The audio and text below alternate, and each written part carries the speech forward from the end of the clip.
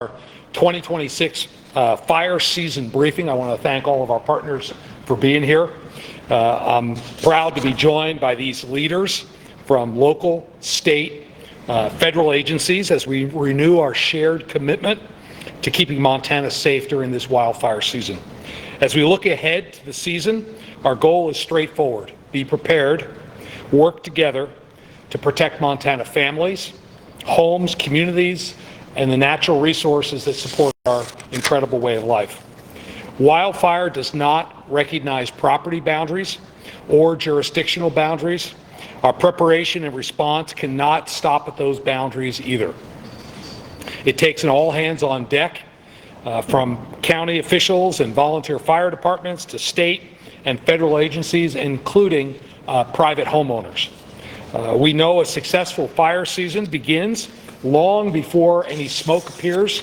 Active forest management, reducing fuel loads, and creating more fire-resilient communities are critical to reducing wildfire risk across all of Montana.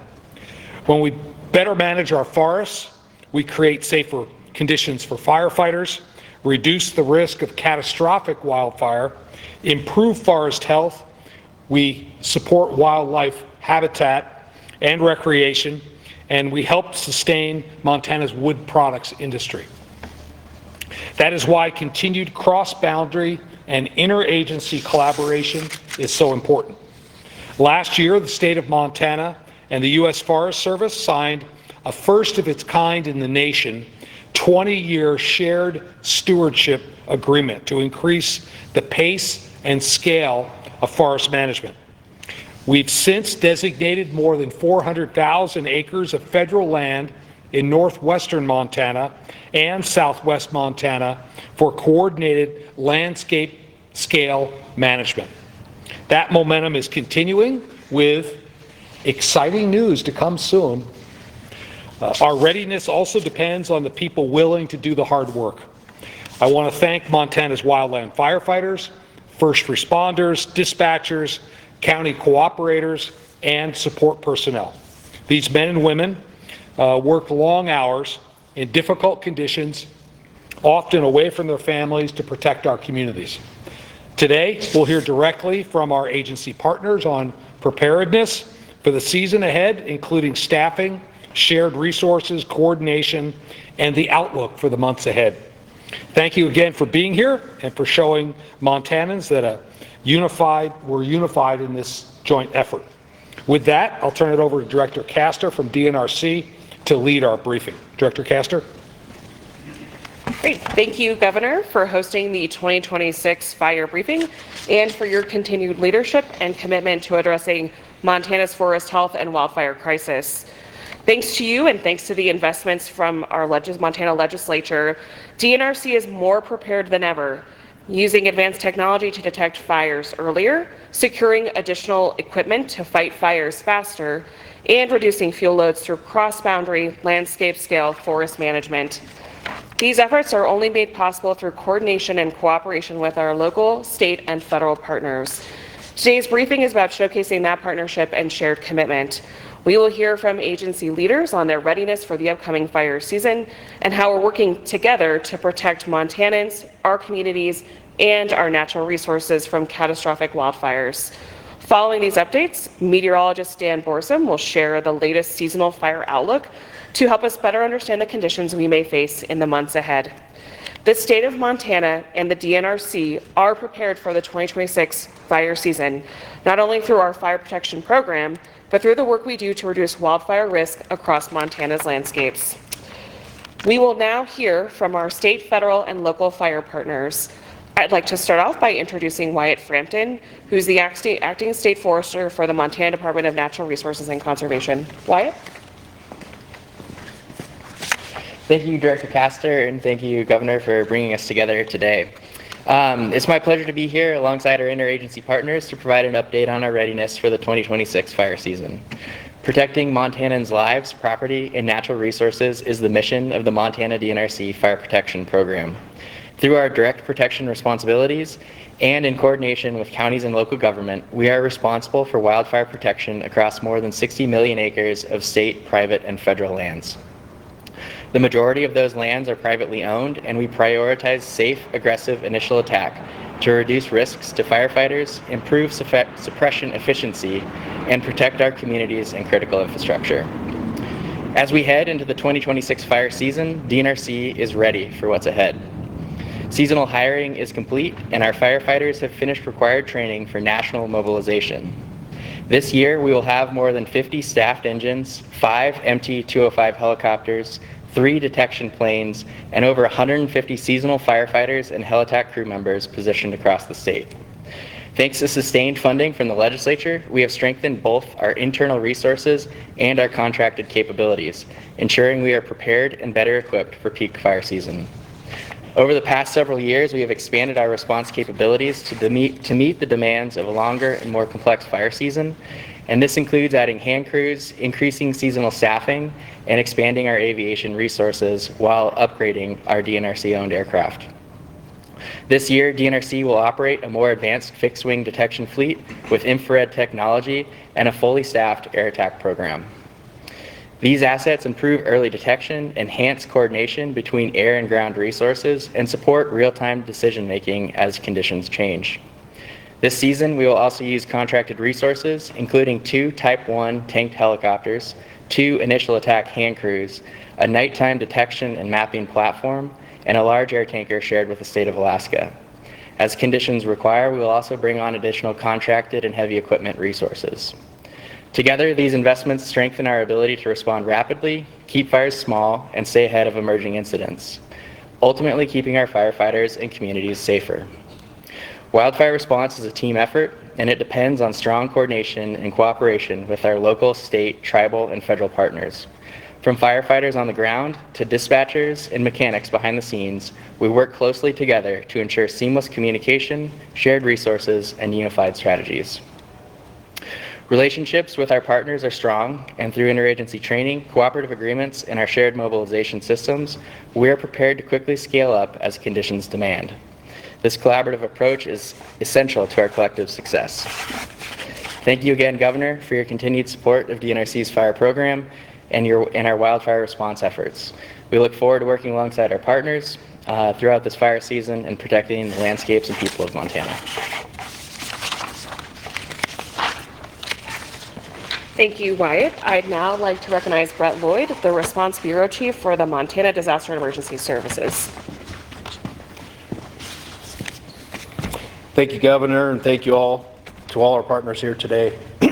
Montana Disaster and Emergency Services serves as the state coordination hub for emergency response. When wildfires threaten our communities, Montana DES activates the State Emergency Coordination Center to ensure that local jurisdictions, tribal nations, and state agencies get the resources, information, and support they need when they need it. Governor Montana DES stands ready. Our readiness begins with 24/7 coverage.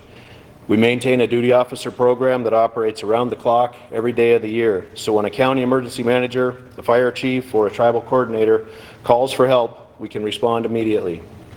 If the situation requires it, we can activate the SEC within minutes and deploy a district field officer to the scene anytime, day or night.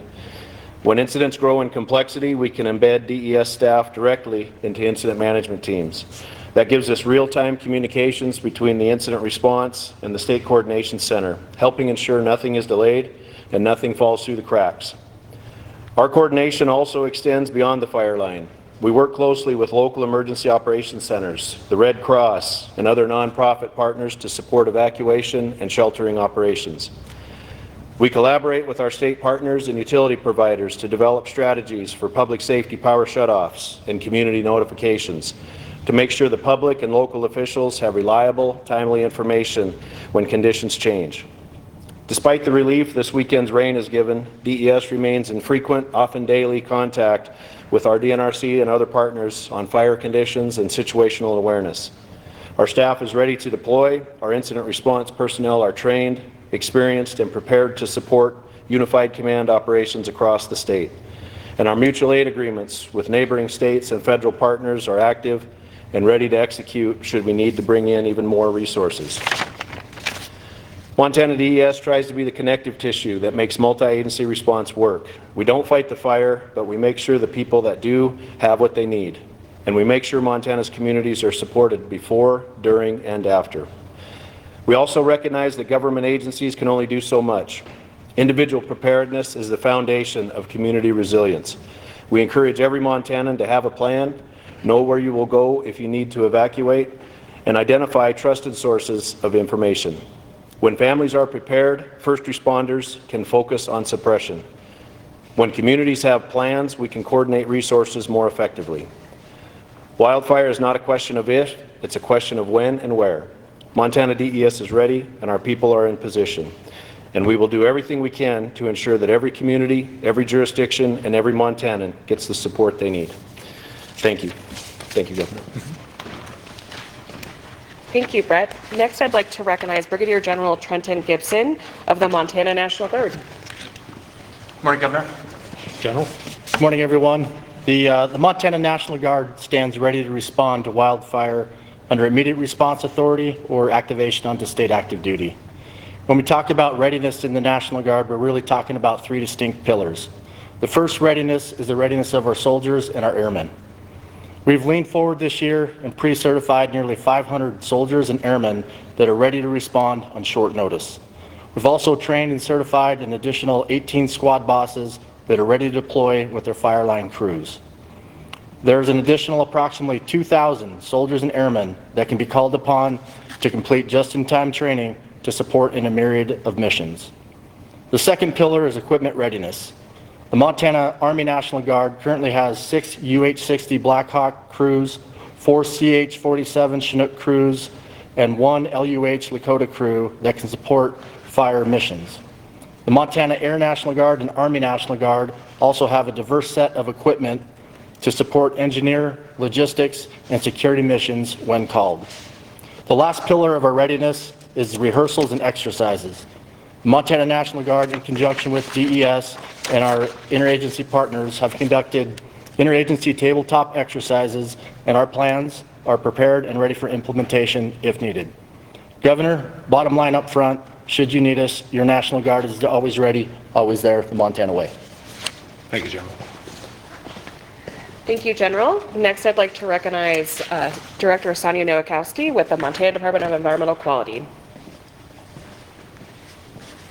Good morning. Thank you, Director. Thank you, Governor. Happy to be here this morning. I think it's important to note that the largest impacts to air quality across the state of Montana are generally from wildfire smoke. And so DEQ's role during fire season is to collect accurate air quality data, to communicate that air quality conditions and information out to the public, and then also to collaborate with other state and federal agencies. We're also proud to work with our partners in this room to support a successful forest management through open burning to help keep our forests healthy, resilient to wildfire. We applaud our sister agency, DNRC, and Director Castor for their outstanding efforts, leading the nation on finding opportunities for active forest management. As mentioned, outside of fire season, DEQ works year-round to support our partners with prescribed burning. That often includes fields management work. DEQ works with stakeholders to find appropriate windows for burning that minimize smoke impacts to the people of Montana. DEQ understands the need for increased prescription burns across the state, and our goal is to ensure this important work gets completed while minimizing impacts to Montana communities. DEQ has worked effectively with our partners and generally has a burn approval rate above 90% for major burners. June of 2023 also marked the beginning of a 3-year initiative to provide citizens access to local scale air quality data in our most rural and underserved Montana communities. DEQ was awarded around $450,000 to establish a non-regulatory community monitoring network with air sensors throughout the state. With this assistance, over the last 3 years, DEQ has successfully expanded our air quality monitoring network in response to increased impacts from wildfire smoke, as well as increased requests from the public. The primary pollutant of concern from wild smoke is very small particulate matter called PM 2.5. That's particulate matter smaller than 2.5 microns in diameter.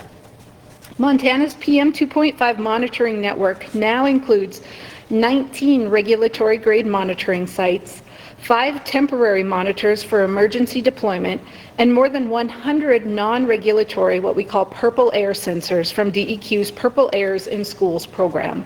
So a huge shout out to our Air Quality Bureau Chief, Bo Wilkins, for his efforts and hard work to expand this monitoring network. DEQ displays PM 2.5 monitoring data on our Today's Air website, and in April, DEQ upgraded the Today's Air website to include the over 100 Purple Air in Schools sensors, providing local air quality conditions to communities across Montana. DEQ also provides smoke forecasting and links to other air quality and wildfire resources on the Today's Air website. DEQ's monitoring data is also displayed in real time on the EPA's Air Now Fire and Smoke Map. Finally, DEQ supports the work of our partners by providing air monitors that can be deployed on a temporary emergency basis to wildfire impacted communities across the state. To request a temporary monitor or for more information on these resources, a local government representative can easily contact our Air Quality Research and Monitoring at 444-6695. Thank you. Thank you, Director. I'd now like to recognize Aaron Thompson, the Northern Rockies Geographic Area Fire Chief for the U.S. Wildland Fire Service. Thank you, Mr. Castor. Thank you, Mr. Governor. Good morning, and thank you for allowing me to be here today to introduce the United States Wildland Fire Service as a partner in wildland fire management in the state of Montana. My name is Aaron Thompson. I'm the Northern Rockies Geographic Area Fire Chief of the Fire Service here within the Department of Interior. The department established the Wildland Fire Service to make our wildfire response capabilities more efficient, more accountable, and better aligned with scale of today's fires that we're seeing here across Montana. The U.S. Wildland Fire Service brings together all of the interior wildland fire management programs under a single cohesive organization to improve the coordination, operational efficiency, and support all of our partners better. Today, our priority remains very clear: protecting lives, the community's infrastructure, landscapes, while maintaining wildland firefighter safety first and foremost. Across Montana and the Northern Rockies, our wildfire response resources are already operationally engaged, supporting incidents this season. Hundreds of firefighters have been, and aviation personnel, dispatchers, and support personnel are staffed and prepared for the season and are already engaged on many fires across eastern Montana. Our building's veteran hand crew, 20-person initial attack hand crew, has already been on assignments in eastern Montana. The Billings Air Tanker Base, in coordination with the Montana DNRC, has been actively engaged just last week, supporting aviation operations. Our dispatch and coordination organizations are working closely with our federal, tribal, state, and local partners to ensure rapid mobilization of resources when needed. As we implement the U.S. Wildland Fire Service, we are using a phased approach designed to ensure a smooth transition while full readiness for the 2026 fire season. Most importantly, through this transition, there will be no gaps in capability. Our interagency coordination system and operational relationships across Montana remain strong, aligned, and fully engaged. This transition is also intended to make coordination easier for our partners by better streamlining federal wildland fire management structures. We are working toward a clear communication, a faster decision-making, and more efficient coordination with state, tribal, and local agencies. At the same time, we remain committed to complete wildfire strategy. This includes suppression, fuels management, mitigation, and landscape resiliency. While firefighter and public safety remain our top priorities, we also recognize the importance of proactive fuels work. In 2025 alone, our interior bureaus completed more than 80,000 acres of fuels treatment here in Montana, a lot of that in coordination with Montana DNRC. We know that while a successful wildfire response in Montana depends on strong partnerships. Our state, tribal, and local partners understand their communities, landscapes, and risks better than anyone. And we remain committed to working alongside those folks and the state of Montana and all our cooperators through the fire season. Finally, I want to reinforce that the Wildland Fire Service remains committed to coordinated, aggressive initial attack when conditions and firefighter safety allows. Our focus is prompt, decisive response, strong interagency coordination to protect lives, communities, and the values at risk. Thank you again for your partnership, your collaboration, and continued support as we move into the fire season. Thank you, Mr. Governor. Thank you. Thank you, Aaron. Next, I'd like to call up Dan McKegg, the Deputy Regional Forester for the U.S. Forest Service Region 1. Thanks, Director Castor. Thank you, Governor. Great to be here with you all today. Forest Service is proud to play a key role in Montana's wildfire response, safeguarding lives, property, and natural resources. Our dedication to service and to the land and the communities we serve is what makes us strong together. Bear with me, I've got a prepared statement like the partners here, and we've got a lot we're excited about, like the Governor mentioned, and a few things to go over. In 2026, we will continue safe and effective initial attack to protect communities, critical infrastructure, and natural resources. We will ensure a risk-informed response consistent with our strategy with our partners. The safety of firefighters and the public remains our first priority. It's at the core of every decision we make. Every unplanned ignition on National Forest System lands will be managed with a full suppression strategy, and we will apply best management practices for smoke. We expect leaders at all levels to implement an aggressive, coordinated response to keep unwanted fires small. Guided by our safety principles and risk assessment process, we will use direct tactics when conditions allow and indirect tactics when necessary. Tactics may change based on ground conditions, but our goal never does: protect people, communities, and critical resources. Wildfire response is a shared responsibility, and our success depends on trust and coordination with partners. Together with states, tribes, federal agencies, and local communities, we will continue to streamline processes, improve efficiency, and strengthen the interagency wildfire response system. This year, importantly, we maintain the same full complement of hand crews and fire personnel, equipment, aviation contracts, and staffed interagency dispatch centers that we've all relied on in years past. As our agency, the Forest Service, undergoes important reorganization efforts, we want to be clear. In fire and aviation management, despite change, we bring the same professional, unwavering capacity and resources that our partners and the public depend on. We will not be changing the roles of agency administrators, local unit managers, or leadership in those roles this fire season. These decisions help ensure stability during this critical period. We remain committed to the geographic area organizational model, like you heard from Mr. Thompson, that reflects the realities of our interagency environment, our partnerships, and the work we do every day here in Montana. We're all in this together, and the resources and personnel represented in this room are essential components of our collective response strategy. We will also continue to use the full range of active forest management tools and expedited authorities available to us in managing national forest. This includes the President's Executive Order and Secretary Rollins' memorandum supporting expanded American timber production efforts, and those strengthen rural economies and reduce wildfire risk by creating and sustaining healthy, resilient forests and watersheds. The Forest Service considers Montana a national leader in aligning federal and state partnerships for active forest management. Montana's Good Neighbor Authority program has sold approximately 165 million board feet of timber from more than 20,000 acres of National Forest System land since its inception. In 2025, we made significant progress in hazardous fuels reductions across all 10 of the region's forest and grasslands, completing nearly 40,000 acres of prescribed fire and 138,000 acres of mechanical fuel treatments, a total of more than 177,000 acres treated. So far this spring, the region has completed approximately 81,000 acres of fuel treatments through prescribed fire and other mechanical work. And year-round treatments coordinated with neighboring agencies and organizations are essential to reducing that wildfire risk and restoring forest health. In addition, as announced earlier this year by the Governor and Chief Tom Schultz, the state of Montana and the Forest Service will partner on several large landscapes under the principles of shared stewardship. These landscapes include a large swath of the Flathead and Kootenai National Forest, along with another area on the Bitterroot National Forest. These areas were selected based on strong existing partnerships between the Forest Service and Montana DNRC and the wildfire risks to nearby communities and infrastructure, opportunities for coordinated planning, and readiness for implementation. Partnering with communities is key to preparing for wildfire, implementing prevention strategies, and responding effectively when fires occur. Thank you. Thank you, Dan. I'd now like to recognize Rich Cowger, who's the President Emeritus for Montana State Fire Chiefs. Thank you, Director, Governor. As a representative of local government, I'm happy to be here to help with this 2026 briefing. I'd like to start off with saying thank you for asking for a day of prayer for rain, because apparently it worked.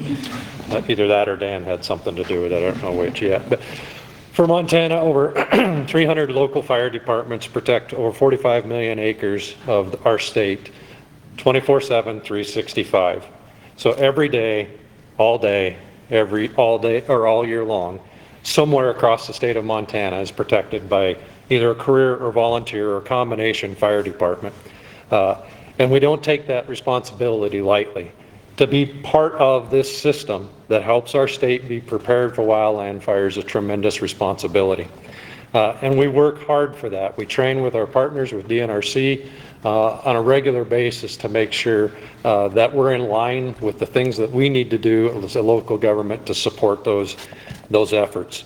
Interestingly enough, with the formation of the Wildland Fire Service and the reorganization of the U.S. Forest Service, we're keenly part of that still as those partners on the ground for that first line of defense in those local communities as those incidents hit there. This goes without saying, and I've mentioned it every time that we've been up here, that local government in the state of Montana is part of the system, integrated all the way up. So at the Northern Rockies level, we're one of the few geographic areas that have local partnerships sitting in that room making decisions based on wildfire policy to help realize that every incident starts and ends locally. And those decisions that we make at that level has an impact on our local taxpayers. Now, having said that, are our local fire services totally prepared?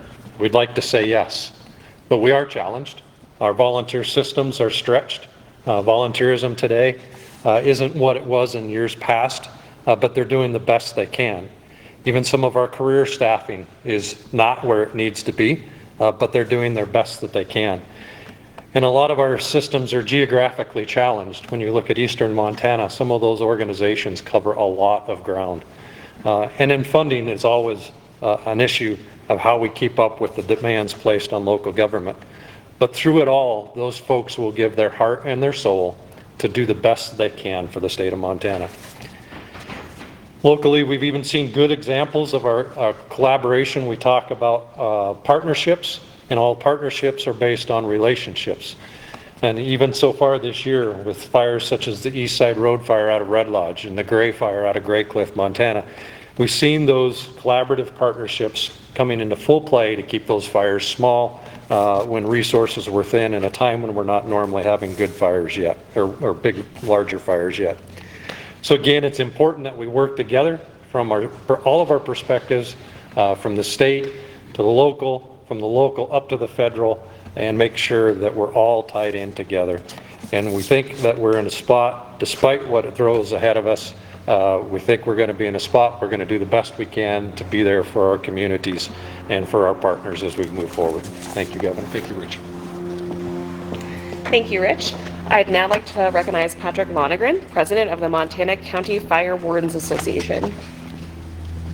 Morning, Governor. Hello.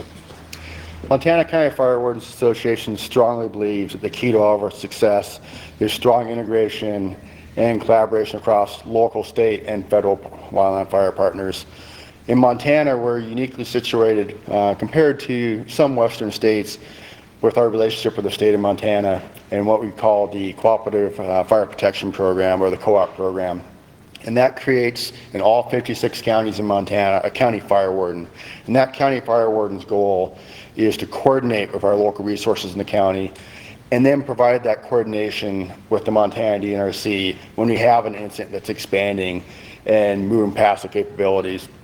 In addition to requiring those county fire wardens, that Cooperative Fire Protection Program also provides mechanisms to support our local entities in training and equipment, and when we do have a bad day, with resources and support to respond appropriately to that fire. And that's really critical. We never want a local fire chief or local government afraid to ask what they need to catch a fire in a local jurisdiction because of the cost. In Montana, we don't have that fear.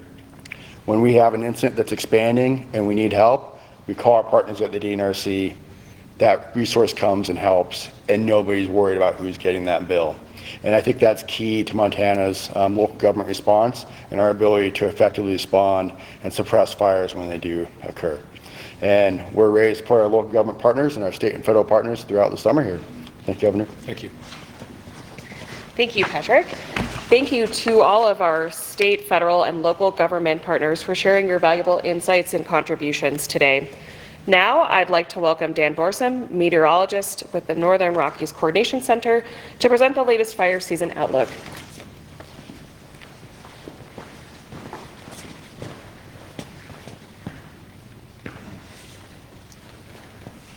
Thank you, Director. Thank you, Governor.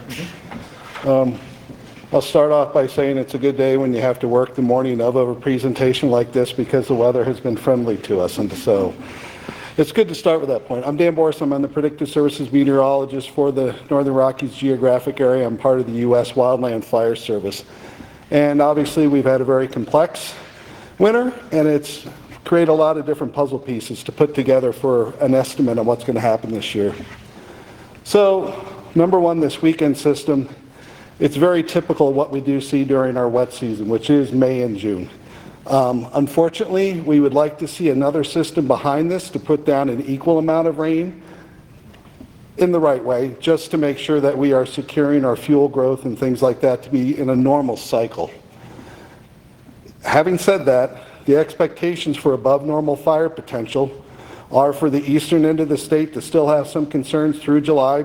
This event was not quite as beneficial for them. And then southwest Montana begins to see concerns develop in July, and that expands into the Bitterroot in August based on some of the patterns we're expecting. When I say above normal, I still imply, though, that the other areas that are normal are going to see a form of fire activity. It does happen every year. One of the things that went into this decision making are obvious snowpack issues over the winter, some of the wind events that we had, and the ongoing drought conditions. The biggest fly in the ointment, and it's been our issue the last few years, is that when we do see August come around, the monsoon oftentimes does provide a little bit of a blanket of moisture into the area that kind of slows things down. Doesn't happen every year, but given some of the patterns we're looking at, it does appear to be likely, and it'll be considered. I do want to paint, though, where we were last year and how we went through last fire season. We were very concerned. We had the Saw Log Fire down by Wise River early in May, and then the Banana Lake Fire in early June. And things did not look good because of the amount of dryness, the exceptionally warm temperatures. People were talking about how their lawns were looking in Missoula. That just wasn't a good situation. But fortunately, once July came along, we saw a lot of moisture come up along the Continental Divide up to it and then get into northwest Montana.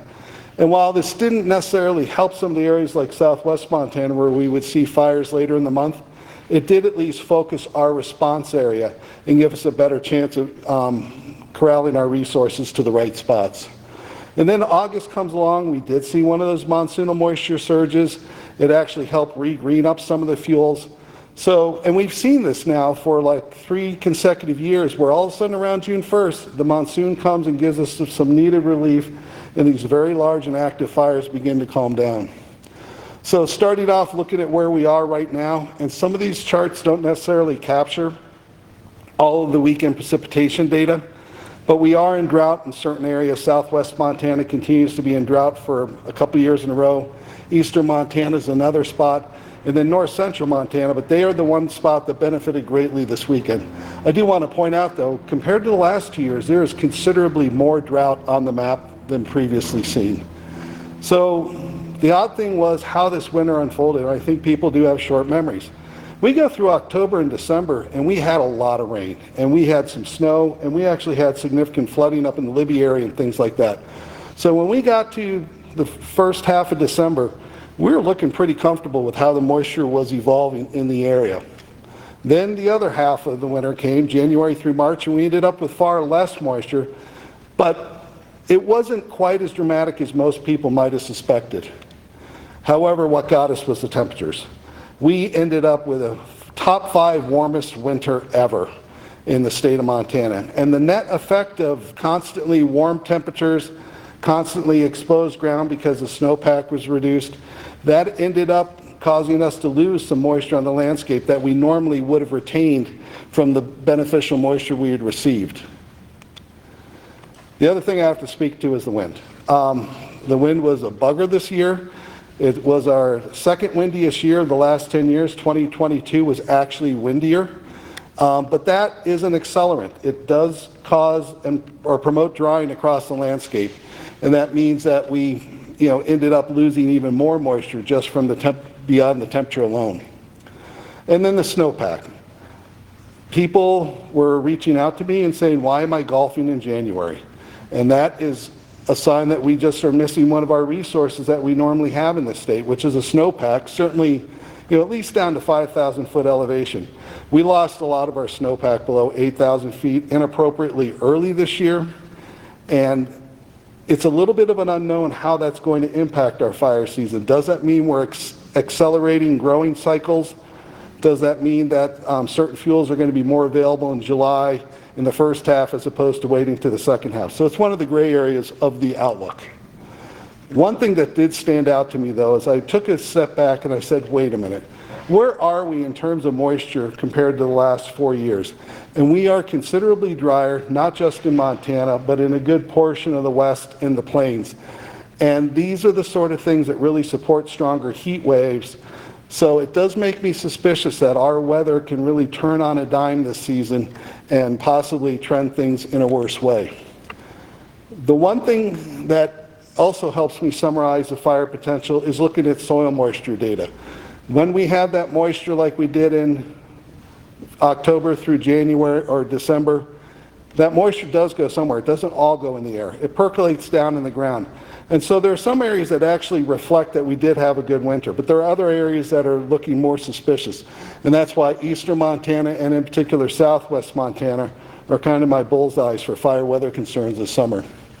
And I did want to point out, as we went through the charts, this past weekend's precipitation. And there are a lot of areas, particularly in the Golden Triangle, Great Falls, Cut Bank, Havre, where there's 2 to 3 inches of rain received. So some areas really benefited from this system, and it was like a 1 in 5 year rainfall event. And I feel better about those locations than I did a few days ago. So looking forward to the weather, some of you may have heard that an El Nino is developing. First of all, I'll say that El Nino's influence on Montana's fire season is most strongly seen the following spring. It doesn't normally impact the summertime fire conditions that we see. The one aspect of the El Nino that's interesting, though, is that it pushes a lot of warm water across the eastern Pacific. That means that we have the chances for more eastern Pacific hurricanes. Sometimes that moisture gets infused with the monsoon, and then we end up having better monsoon activity than normal. So it's a little bit of a wild card as to how well our monsoon does this summer based on the hurricane infusions. So, look at the temperature outlook for June. It does not look good. This is actually the warmest outlook I have seen for June in the last 10 years. So that is one thing that concerns me, that flip factor all of a sudden kicks in and we're really hot and dry in a month where we normally think that we're in a slower drying pace. We could be drying out by the end of the month. Moisture-wise, we're leaning towards normal for most of the state. The western half of the state has the best chance of seeing drier than normal conditions. June is one of our wet months. Across the state, we normally see anywhere from 1.5 inches to 4 inches of rain. So if we can do normal June, we're going to be sitting well with most of the state. The outlook for July through September is for a couple of different things. Number one, the western part of the United States is expected to stay warmer and then drier than normal. I do want to point out on the lower right, that was last year's outlook. So we are really uncertain as to how well we were going to do last year based on a really dire dryness outlook. We look better this year from that perspective. And then the active monsoon signature showing up over the Great Basin and the Southwest, that becomes our fringe. Is it lightning? Is it beneficial rain and higher humidity? So we'll have our eyes on that. So the overall wildland fire outlook for Montana, because of the recent dryness, we're going to continue the outlook through July of above normal potential in eastern Montana. And then July, we begin to see concerns develop in southwest Montana after the curing of some fuels, and that spreads into the Bitterroot in August. So this recent rain event was great. It was badly, badly needed, but it didn't wipe out every moisture deficit that we've got out there. I'll stress again, coming to the beginning of August, what the monsoon does is the number one thing that I really cannot predict right now, but I'll just continue to hope for the best. And when I use the phrase normal, I have to stress that it does mean some fire activity will still occur. So thank you for the time to present today, and thank you, Governor, for letting me be here. Thank you, Dan. Thank you, Dan, for presenting the fire outlook for the season, and thank you again, Governor, for bringing us together to reaffirm the importance of partnership, cooperation, and communication when combating wildfires and the forest health crisis in Montana. We truly all are working in the best interests of Montana to protect lives, property, and natural resources. With that, Governor Gianforte, I will hand it back over to you for closing remarks. Okay. Thank you, Director Castor, and thank you to each of our agency partners for being here and for the collaboration that you've demonstrated. What we heard this morning should give Montanans confidence. Our local, state, and federal partners are prepared for whatever this season they bring our way. We can't do this work alone, however. Wildfire preparedness is a shared responsibility, and every Montanan plays a role. That starts with preventing avoidable fires. Roughly 3 out of 4 fires, wildland fires that start in Montana, are human caused. 3 out of 4. Adding major costs for taxpayers and increasing risks for firefighters. As families and visitors head outside this summer, please recreate responsibly. Follow fire restrictions, check conditions, and make sure your campfires are fully extinguished. This also means preparing your home and property before wildfire threatens your community. Clearing debris around your home, especially within the immediate home ignition zone. This can reduce the chance that a home will ignite from an ember shower. Building fire-adapted communities is essential to keep Montana safe and help ease the burden of on firefighting resources. The better prepared we are, our homes, our properties, and communities are, the safer and more effective our firefighters can be when they're called to respond. I encourage Montanans and visitors to visit the website mtfireinfo.org for up-to-date fire information as well as practical steps to prepare your homes and families for wildfire. Again, thank you to our firefighters, first responders, all of our agency partners for your commitment to keeping Montana safe. And with that, I'd be happy to open it up for questions for any of our agency partners or myself. I just ask that when you ask your question, just identify your affiliation. Governor John Riley, Montana Health Network. Given the easier fire season or the less severe fire season last year, how does the fire fund look going into 2026?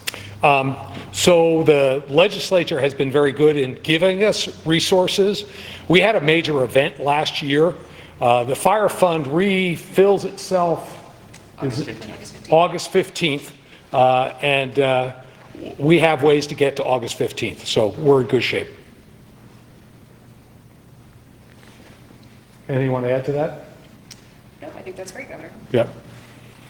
Yes. Tom, independent record newspaper, I got a question for the Forest Service. I guess two. One quick easy one. Do we know what tanker contractors are going to be here at the Helen Airport this year? I don't have that specific information, but happy to get it to you after our session here today. Cool. And then another question, obviously we've seen, federal cuts to, land management agencies. The firefighting sort of personnel were not cut as much, but as we all know, there's a lot of sort of collateral personnel that are rent card trained, whether they're recreation or administrative. So what are the federal agencies, both of you guys here, what's the plan to fill that vacuum because of those cuts and that sort of, all hands on deck sort of ability you used to have that I imagine is not available anymore? Yeah, thanks for the question. I'd be happy to answer that for the Forest Service and invite Chief Thompson to answer that on the DOI side. As I understand the question, there's this distinction between our permanent fire personnel that we hire that are both on year-round or work a permanent seasonal position, we're on and staffing our hand crews over the course of that season. And then the distinction is we do have a lot of other personnel, like myself, that work a collateral duty fire responsibility outside of their day job, right? And the question around reorganization has consistently been, what are those impacts to our larger firefighting personnel? And what we've seen, and this is an estimate based on where we are in the season, is that so many of our firefighting personnel and the qualifications that they have, whether they transition in roles in the agency, they maintain those qualifications. And so even throughout our reorganization efforts, we expect that those folks that maintain those collateral duties will remain available to respond to fire. They are an important part of our teams, particularly at the higher levels of our incident management teams. Confident in our staffing for those incident management teams. Those numbers remain fairly stable, and they have extensive rosters that support when we respond at that level. Sure. Yeah, I'll cover it and address it more in terms of staffing challenges for the fire service in general. And I just say, we're using this transition to the fire service as an opportunity to build a more cohesive workforce by improving recruitment, retention, and aligning training with the career growth opportunities. The fire service this year is going to be staffed similarly to how we have been in the past. None of us have enough resources to do this alone, right? And that's why we're here today to show partnerships. The folks that are in our land management agencies and the DOI will continue to support Wildland Fire. We're continuing to train, provide that opportunity for them. We recognize that fire is the largest single change agent on the land, so it is affecting the land management agencies. And so it's an all hands on deck approach to Wildland Fire within the Department of Interior. So we stand ready to support our land management agencies, and they're continuing to support us in our Wildland Fire mission this summer. Other questions? Just one more follow-up just about resources. Obviously, you spoke about TNRC. Did that also include Department of Corrections wildfire resources? You want to speak to it, Wyatt? So the Department of Corrections maintains the ability to mobilize qualified inmates to assist as needed. That crew is trained and prepared to respond when called upon, and they have proven themselves to be a very useful asset in the past season. So excited to continue to have that capability. Yes. For Director Castor, or I guess maybe why, I'm not sure. That's an interesting question. So you talk about the advanced tech in identifying fires. Is that the infrared capable fixed wing aircraft? Is that what the... Yes, that's correct. So actually out here on the runway, we have 3 of the aircraft that have attached to them an infrared sensor that makes them capable of detecting heat anomalies. And so we'll coordinate with ground resources and the location of those heat sources to enable quick suppression. We'll also have this summer that we have had for the last 2 years a contract for an aircraft that can fly at night with similar capabilities, so we can fly after a thunderstorm has moved through an area. We know where lightning strikes have occurred, and we can use that aircraft to try to pinpoint where potential ignition sources are going to come from. Wyatt, when did the state start using this capability? So this capability was an opportunity afforded to us out of the 2023 legislative session when we had additional from House Bill 883, additional funds available to us to increase our preparedness. And we have dozens of success stories of finding fires, very small fires that were not visible to the human eye, and we found them just because of the sensor. So we were able to take suppression action before there was ever a visible signature of smoke. And then the lab that you're sharing with Alaska, is that a new program, or has TNRC done that before? So it's a continuation of a relationship that we've been building with them for the last few years. So their fire season starts before ours, so they're kind of in the ramp-up portion of their fire season. And then come middle of July, their fire season will be on the downswing, just as ours is on the increase. And so we're sharing that aircraft between state agencies. And that aircraft is, we will host it, but it is available to all partners in the state. Great. Thank you for being here today. Be safe out there.